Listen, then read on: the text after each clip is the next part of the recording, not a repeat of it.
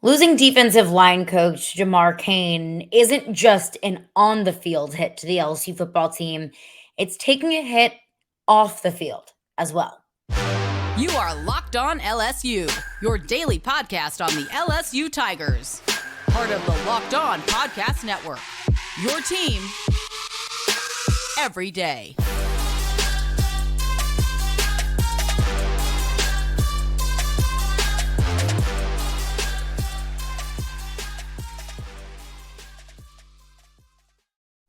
Well, thank you for making Locked On LSU your first listen every day. We are free and available wherever you get your podcast. Plus, we are on YouTube as well. So make sure to check us out on YouTube.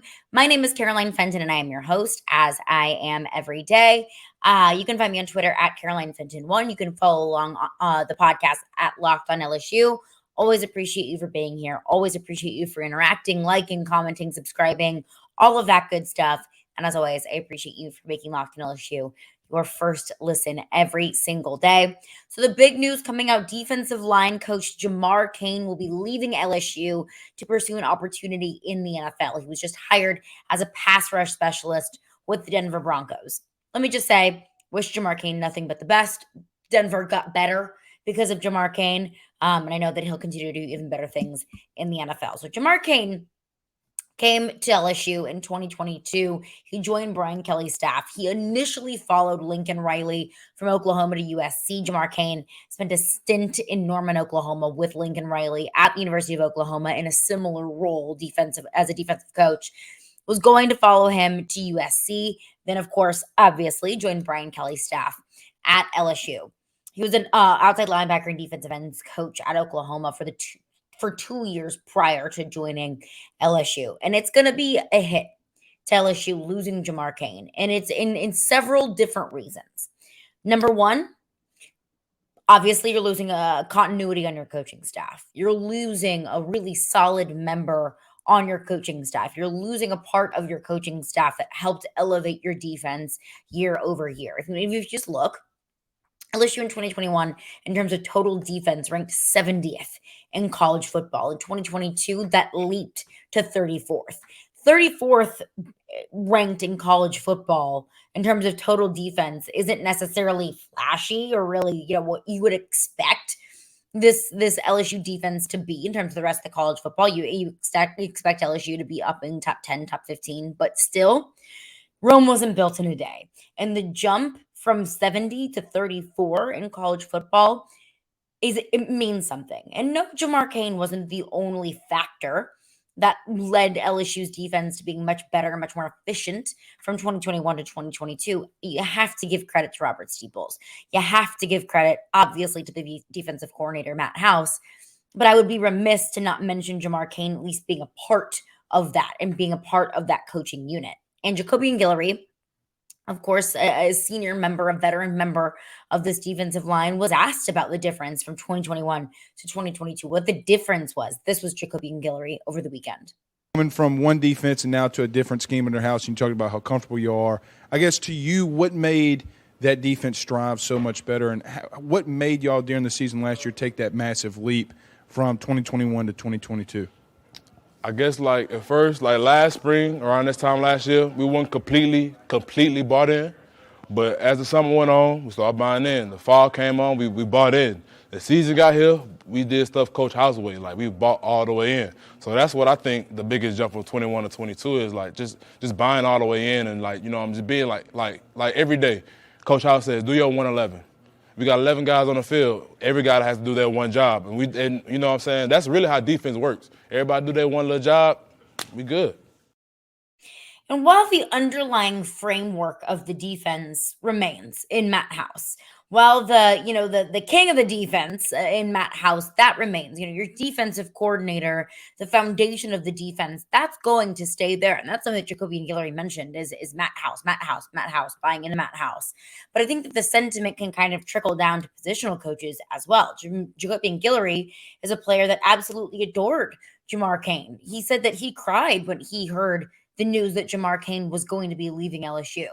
He said they kind of butted heads a little bit at the beginning, that Jamar Cain really pushed Jacobian Guillory really hard, was really tough on Jacoby and Guillory, but Jacoby and Guillory said, hey, he was trying to untap the potential that hadn't been untapped yet. He was hard on me because he saw something in me. And the harder and harder he was on me, the more and more I saw that come to fruition on the football field. He was tough on me. He pushed me. It made me mad. It made me angry, but ultimately it made me better. And I think that's the sign of a good coach. As a good coach isn't one that tries to be your best friend. A good coach isn't one that tries to be popular in the locker room. A good coach notices potential.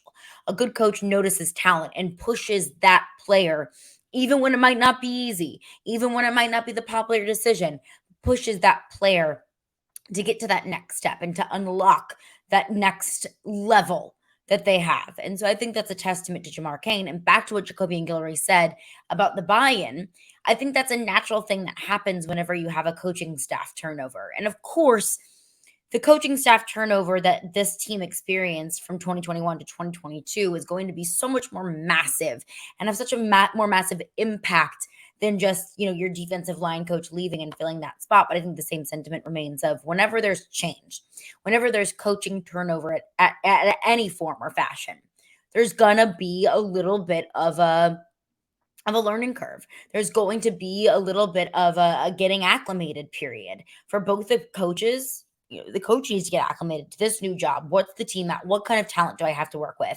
And also for the players as well. We would be remiss to think that all of these players, you can just change out coaches every single day, every single year, every single week, whatever it may be, and that they can just hop right on board right away. No, I mean, they're human too. And losing Jamar Cain now during spring practice isn't ideal. Losing Jamar Cain at all isn't ideal.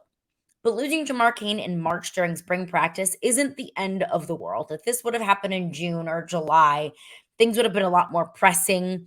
You would have had a lot more of a sense of urgency. I think there would have been a little bit more of a panic going through the room. And not to say that Jamar Cain would jump ship in June or July, or that there would be an NFL team that would still be continuing to hire coaches into that time. But you get the point that, you now have time to go out and find Jamar Cain's replacement. You now have time to go through that vetting process and that interview process and find the right guy. This defensive line, let's talk about the coaching staff that just went through a massive overhaul. The defensive line is going through an overhaul as well. The defensive line as an entire group is going through an talent evaluation process to figure out, okay, which transfers can come in and fit right away, which can contribute right away. Which members of this defensive line are going to fill that jack linebacker position? What are we going to do with some of these young guys that do have a lot of talent? That's something that Brian Kelly mentioned in his last press conference. The last time he spoke with the media after spring practice was, we were really, really pleased and blown away by some of the potential of our young guys and how far along they are right now. So you're going to have to get someone in here to evaluate the roster, to evaluate the talent, and then move forward with practice and how they want to fit into Matt House's defense. You have time, but the process is going to have to start rolling. You're going to have to get the ball rolling. So who are some options that can replace Jamar Cain? We'll get into that coming up next. But before we do that, I want to tell you about Built Bar, because Built March Madness is finally here. We know you've got a favorite bar or puff just like I do, and now is the time to make that count. So go to builtmarchmadness.com to vote for your favorites. You know that I will be voting for the peanut butter brownie. The peanut butter brownie bar is my favorite. I talk about it all the time on here. It's delicious. And if you want the LSU Tigers women's team to win, then you will be voting for that bar too. So support your team, support the Tigers, and support your favorite bar or puff. And when you vote for your favorite bar or puff, you'll be entered into a drawing where 50 lucky Locked On listeners will get a free box of Built. Not only that, but one Locked On fan will win a 12-month subscription to Built to have Built's best bars or puffs delivered monthly straight to your door. You've got to try Built. Built, the best protein bar ever. It seriously is so amazing. They are so delicious. You won't know that they're good for you because they're covered in 100% real chocolate, but also they're high in protein. They're low in sugar. They're covered in 100% real chocolate, but also good for you. So run to builtmarchmadness.com right now to vote for your favorite bar or puff and pick up a box while you're there. You can vote every single day in March. So hop in and support your pick. Well, thanks again for making Locked On LSU your first listen every day. We're free and available wherever you get your podcasts, but check us out on YouTube as well. We're on your preferred podcast platform. You can also go to YouTube, hit that subscribe button, and you'll get notified as soon as Locked On LSU drops. Jamar Cain, defensive line coach at LSU, exits Baton Rouge, heads to Denver, Colorado to be a pass rush specialist in Denver. And that leaves a massive hole.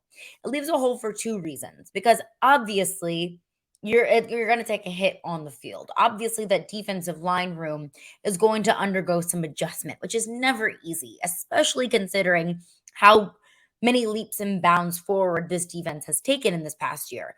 Well, it's not just due to Jamar Cain. He's a big part of it. The second part of that, of the hit that this LSU team is going to take, is the role that Jamar Cain played in recruiting. His value in recruiting defensive players, I don't think can be understated, because you look at some of the players that LSU has brought in as edge rushers, true pass rushers around the defensive line. Jamar Cain played a pivotal role in bringing some of those players in. Jamar Cain has such a good pulse on the entire country in terms of recruiting, which is so key whenever Brian Kelly's mantra and his goals in terms of building this team is, while Louisiana and the Southeast is going to be our priority 1A, we're not ignoring players around the country. And that this 2023 class shows. You look at Dashawn Womack, a 5-star edge rusher, 5-star defensive lineman out of the state of Maryland, the number 1 recruit out of the state of Maryland. Well, Jamar Cain played a pivotal role and played a massive role in recruiting Dashawn Womack. You look at Jaxon Howard, a 4-star edge rusher in this 2023 class out of Minnesota. He's the number 1 recruit out of the state of Minnesota. Jamar Cain's fingerprints are also all over Jaxon Howard's recruitment. So that is going to take a big hit as well, is not having Jamar Cain's influence helping LSU recruit. So how do you replace that? How do you replace a guy who was so pivotal on the field and also so pivotal off the field as well? Well, let's look at some options that LSU has available in front of them. The first question is, do you want to stay in-house, or do you want to, is there some guy out of house that you're looking at? If you want to look in-house, which is something that Brian Kelly has done, of course, promoting John Jancic from an off-the-field role into a more hands-on on-the-field role as the Jack linebacker coach and special teams coordinator. That's something that Brian Kelly has shown that he is not opposed to doing, is promoting from within. So that's my number 1 question is John Jancic even on the table? I mean, John Jancic has a very long resume as a defensive coach in college football. We know that he played for Brian Kelly at Grand Valley State. He followed Brian Kelly for a good bit of his career. And then John Jancic was a defensive coordinator at Tennessee. He was a defensive quality coach at Georgia in 2020 and 2021, 2 of the best defenses in college football at the time.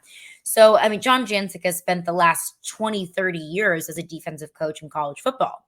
Now, Brian Kelly, when he spoke with the media about John Jancic's role and what what his role is as the Jack linebacker coach, Brian Kelly said, we want somebody that is totally dedicated to that role. We want somebody whose sole role defensively, because we know that's not John Jancic's sole role. He'll also be the special teams coordinator.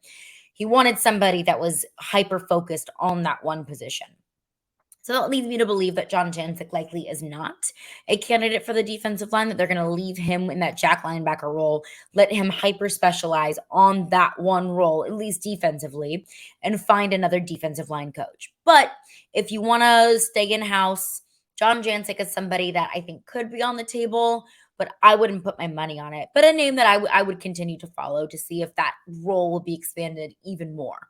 What would that mean for a special teams coordinator role? I don't know if you can be a defensive line coach and a special teams coordinator. Kind of seems like a whole lot to undertake. So that kind of leads me to believe that, combined with his role with the Jack linebackers, leads me to believe that's probably not in his future. But a name I'm looking at nonetheless. The second in-house candidate that I think could be very interesting and one that you should keep an eye on is Gerald Chapman, who is a defensive analyst for LSU now currently. And that name might sound familiar because Gerald Chapman came back to LSU for the 2023 season after a stint under Ed Orgeron. So in 2021, he was a defensive analyst under Ed Orgeron. Brian Kelly wanted to retain him when he took over in 2022, but Gerald Chapman wanted to pursue a more on-the-field, hands-on role. So he took on a an on-the-field role with Tulane, and then pivoted very quickly to Colorado. So in 2022, he spent the entire season as a defensive line coach and the interim defensive coordinator position at Colorado whenever they underwent that coaching change in the middle of the season this past year. So Gerald Chapman said this past year, as an on-the-field coach, he returned to LSU in January to take on a defensive analyst position again. So that is one name in-house who has defensive line experience, who's been at LSU, who has a good pulse on recruiting around the area and understands the area, understands the culture. So that's one thing. I would be remiss to point out that Colorado had Colorado had the worst defense in college football this past year, dead last, 131st ranked defense in college football. So was that the defensive coordinator before he came in? Was that the coaching staff before he came in? Was that the players, just the quality of players that they had in comparison to some of the competition that Colorado was playing this past year? I don't know.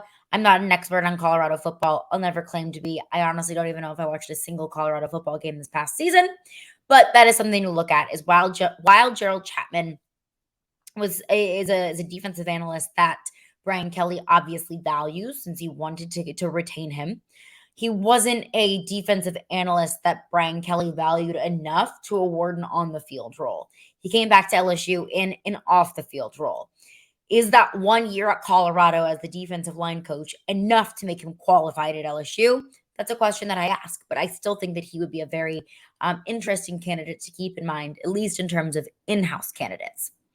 Let's look at out-of-house candidates, because I think that this is probably one that I look at that I'm like, yep, cha-ching, cha-ching, cha-ching, box check, like all of the things, at least in my list of qualifications that I would look for the future defensive line coach, this would check them. And that is with Mike Elston, who's the current defensive line coach and recruiting coordinator at Michigan. Now, on the surface there, just based off of his job titles, Mike Elston would check the boxes that Jamar Cain did. Defensive line coach at a Power 5 school for a really solid team under a great head coach, one coach that I think is regarded pretty unanimously as one of the top 10 coaches in college football. And also, he's a hell of a recruiter. Michigan always has some of the top recruiting classes in the country. And let's keep in mind, he's only been there for 1 year. But the fact that he has been named a recruiting coordinator, I think, is a testament to how well he can recruit and how well respected and how good of a reputation he has around the country. But I think the other thing is he's got ties and roots that run deep with Brian Kelly. He goes all the way back to Central Michigan with Brian Kelly, all the way back to 2004, when he was the defensive line coach and co-defensive coordinator at Central Michigan with Brian Kelly from 2004 to 2006. He then followed Brian Kelly to Cincinnati, where he served as a defensive coordinator, linebackers coach, defensive line coach, wore a whole lot of different hats at Cincinnati from 2007 to 2009. Followed Brian Kelly again to Notre Dame, where he spent the entirety of Brian Kelly's career in Notre Dame with him. From 2010 to 2021, he was a defensive line coach, linebackers coach, all co-defensive coordinator, defensive coordinator. It was, played a lot of different roles at Notre Dame under Brian Kelly. So he's been with Brian Kelly, or he coached under Brian Kelly from 2004 to 2021 at 3 different stops. I mean, the underlying respect is there. The relationship is there. And Brian Kelly knows Mike Elston has worked with him long enough that he would feel comfortable bringing him in and kind of not skipping a beat where we lose Jamar Cain, you bringing in Mike Elston. And of course, I don't think that the recruiting ties can go overlooked as well. Brian Kelly wanted him at LSU. He wanted to bring Mike Elston with him from South Bend to Baton Rouge. Mike Elston went to Michigan. He played at Michigan. He decided to opt to coach at his alma mater instead. The key here is Mike Elston willing to leave Michigan? That's where he went to school. That was his alma mater. I don't know him at all. I can only imagine that was probably a dream job of his, is to go back to Michigan. I don't know that for certain, but it's just, who wouldn't want to go back to their alma mater? So would he be willing to leave Michigan and fill that same role, not a promotion, not a demotion, but the exact same role at LSU, but leave his alma mater doing it? I don't know. I don't know the answer to that question, but that to me, Mike Elston would be, candidate 1A, just based off of his qualifications and his history. But coming up next, what an exciting and historic weekend for Kim Mulkey and this LSU women's basketball team, because we are headed to the Final Four, baby. We'll get into all of that and recap the weekend of women's basketball that we had over the weekend. We'll get into that coming up next. But before we do that, I want to tell you about FanDuel. I can't say enough good things about FanDuel, and the tournament is heating up. We're getting into the Final Four, and there is no better place to get in on the action than FanDuel, America's #1 sportsbook. And that's because right now, FanDuel is giving new customers a no-sweat first bet up to $1,000. That is up to $1,000 back in bonus bets if your first bet doesn't win. Just go to FanDuel.com/lockedon and sign up today to get that no-sweat first bet. And then you can wager on everything. You can do money line, point spreads, which team you think will be cutting down the net, both in the men's and women's tournament. It's all of that on an app that is safe, that is secure, and it is also super easy to use. So don't miss your shot at a no-sweat first bet up to $1,000 when you join FanDuel today. Just go to FanDuel.com/lockedon to sign up. Make every moment more with FanDuel, the official sports betting partner of the NCAA. Well, that's it, everyone. LSU is headed to the Final Four for the first time since 2008. LSU absolutely dominated that Miami team in the Elite Eight. It was a comfortable lead, really, from the beginning. They played hard. They played tough. Gosh, this LSU team just plays so freaking tough. And that is something that so many teams that have played LSU have said, like, man, that is one of the most physical and tough teams that we have played all year long. And that's ultimately what has propelled them to where they are now. Its first program bid to the Final Four since 2008. And if you noticed at the end of the game, there were clips of Angel Reese getting drawn a ring on her ring finger at the end of the game. And I noticed, when they were talking about that, they were showing that, and Angel Reese was putting up her ring finger. I noticed a lot of the other girls and her teammates, her teammates also had remnants of that ring as well. Angel Reese was asked about what that was, the story behind it, and it just gets me so freaking fired up. This was Angel Reese asked about the Sharpie ring on her ring finger at the end of the game. Angel, I saw you a few times late in the game there point to your ring finger quite adamantly, and then the Sharpie on the broadcast. Can you tell us about that? Coach Bob Starkey, before our game started, he put a Sharpie mark on everyone's finger that they wanted. And he told us that every missed shot you had, every backdoor, if you missed a layup, anything, just look at that finger and know next play, this is what you're built for, and this is what we want. So he wrote that on everybody's finger, and we pointed at that every single time we messed up, did something wrong, or even just a good thing. So we were just super happy and super excited and had a lot of fun tonight. So Bob Starkey, of course, a legendary women's head basketball coach at LSU.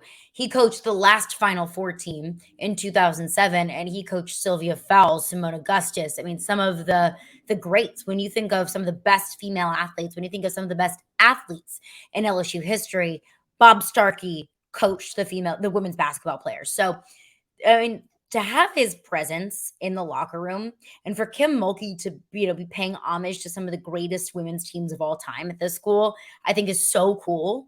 And I think, having Bob Starkey as a motivator on the bench, as a mind to bounce things off of, I think those are all key. But little things like that, things to keep this team motivated, I think is so key. And I think it's what makes this team so special. Yeah, they're tough. Yeah, they play hard. Yeah, they play good defense. Yeah, they've been lights out offensively. Maybe not against Miami. That wasn't the prettiest offensive game to watch. But it's the fact that they are so fired up, that they have a fire brewing within them, and they have all season long. They've been playing with a chip on their shoulder. That they've been playing like they have something to prove. And they've been playing like they have something to play for. And it's exactly that. It's exactly what Angel Reese just mentioned. Well, they're playing for a ring. They're playing to get it all. They're not just playing to get the Elite Eight. They're not just playing to take down the Nets and for a Final Four hat at the end of the Elite Eight after beating Miami. They're playing to win it all.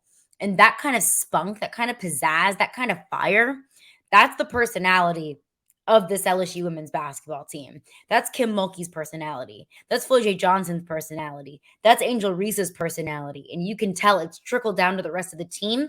And it's trickled down to the fan base as well. I think every LSU fan has been so fired up about this LSU women's team because they want it bad. And I'm proud of this team. I'm so damn proud of this team. For, LSU women's basketball program has been so lackluster over the last, 5, 10-ish years under Nikki Fargas. And no disrespect to Nikki Fargas. She's a woman and a coach and a basketball player that I respect very much. It just wasn't inspiring. It wasn't a team that I wanted to talk about. It wasn't a team that I necessarily, made an appointment watching. I always supported those teams, of course. Of course you're going to. But it just was never commanded the buy-in quite like these teams do. And they're motivated. They are ready. They want a ring. They got Sharpie rings. They're ready to get diamond rings now. And I'm incredibly proud of this team and this program. And I have to give Kim Mulkey credit. It's not easy to turn a program around with the speed with which Kim Mulkey has in her second year. And she brings this team to its first Final Four in the last 15, 20 years. That's pretty damn impressive. That's pretty darn impressive. That's going to do it for me today. Thank you for making Locked On LSU your first listen today. For your second listen, as always, check out our brand new podcast, Locked On College Basketball. Experts Isaac Shade and Andy Patton bring you everything that you need to know on and off the court. Plus, you can hear from big-name experts, coaches, and players throughout the basketball landscape. Locked On College Basketball, available on YouTube and wherever you get your podcasts.